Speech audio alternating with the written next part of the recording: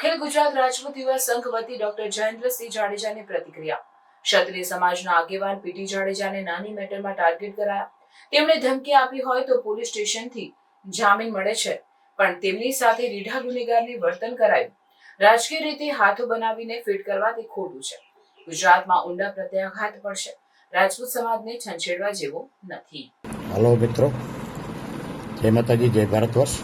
Doctor जयेन्द्रसिंह Jadeja बोलूँ छूँ। अखिल गुजरात राजपूत युवा संघ वती अत्यारे अर्धी राते आपने समोसा मेसेज मूकवानी फरज पड़ी है। एवा समाचार मिल्या है कि राजपूत समाज क्षत्रिय समाजना बहु मोटा आगेवान माननीय श्री पीटी जाडेजा साहेब ने एक नानी मेटर में टार्गेट बनावीने जे मंदिर में पोते ट्रस्टी है, बीजा लोग गैरकायदेसर कब्जो लेवा मांगता था, एना एवी नानी मेटर में एनी विरुद्ध में पासाना कायदो लगाड़वानी सरकार तजवीज करी रही है। आ खरेखर बहुत दुखद अने बहुत खोटू है ने हाथे करीने सरकार आ एक सुसाइड करी रही है कि जे एक इश्यू था, इश्यू बधा ठंडा पड़ी गया है अने सरकार साथे क्षत्रिय समाज ने राजपूत समाज ने कायमी कोई वांधो नहीं।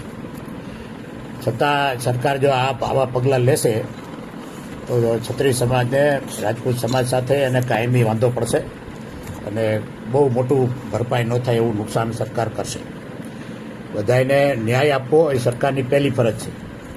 अत्यारे जे गुनो होय के बोयला होय के धमकी आपी होय तो ये 7 वर्षथी ओછી सजानो सुप्रीम कोर्टना नियम प्रमाणे एवो कायदो छे के जे पोलीस स्टेशनथी जेने जामीन मळे छे एने बदले રીઢા ગુનેગારની જેમ એક બિઝનેસમેન છે એ જે સરકારને પણ લાખો રૂપિયા ટેક્સ આપે છે અને એક લો એબાઇડિંગ સિટીઝન છે, એને આ રીતે ગમે તે ફિટ કરવા રાજકીય રીતે હાથો બનાવીને કોઈ ચડાવે એટલે તો એ મારી દૃષ્ટિએ ખોટું છે। અમે એનો વિરોધ કરીએ છીએ અને વખોડી કાઢીએ છીએ।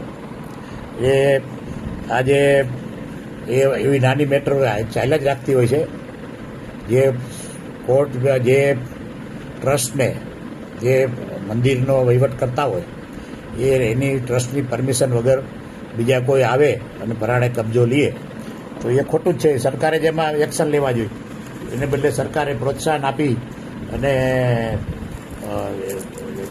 રસ્તા પરથી હટાવી દેવા માટે થઈને કદાચ એને લાગશે કે આપણે અહીંયા જીતી જશું, પણ એ આખા ગુજરાતમાં એના બહુ ઊંડા પ્રત્યાઘાત પડશે અને સમાજને છંછેડવા જેવો નથી। એટલે હું બધાય સત્તાવાળાને, મુખ્યમંત્રીને, હર્ષભાઈ સંઘવીને બધાને વિનંતી કરું છું કે તમે આવા ઉતાવળા પગલાં ન લ્યો। તમે કોકના કહેવાથી એ સ્થાનિક રાજકારણમાંથી કે ગમે તે રીતે તમે ઉતાવળા પગલાં લેશો તો તમારે માટે આ એક રાજકીય રીતે પણ તમને નુકસાનકારક થશે અને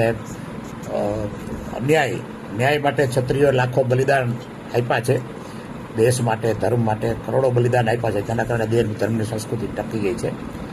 તો એના ઉપર આ એક બહુ મોટો અન્યાય થશે। એટલે સરકાર આની નોંધ લઈને તાત્કાલિક આવા આકરા પગલાં ન લઈએ એવા મારી સ્પષ્ટ રજૂઆત છે અને એના પ્રત્યાઘાત મોટા પડશે। જય માતાજી, જય ભારત વર્ષ।